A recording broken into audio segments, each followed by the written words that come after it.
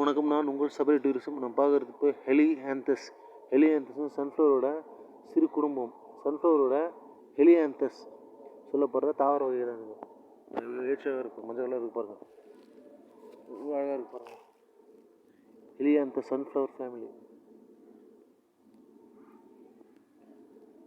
எவ்வளோ ஏற்றாக இருக்கு பாருங்க. ஹெலியாந்தஸ் சன்ஃப்ளவர் ஃபேமிலி இது மெடிசன். இது பேர் தெரியல, ஏன்னா ஹெலியாந்தஸ் பொட்டானிக்கல் ஃபேமிலி. அவங்க ஏற்றாக இருப்பாங்க.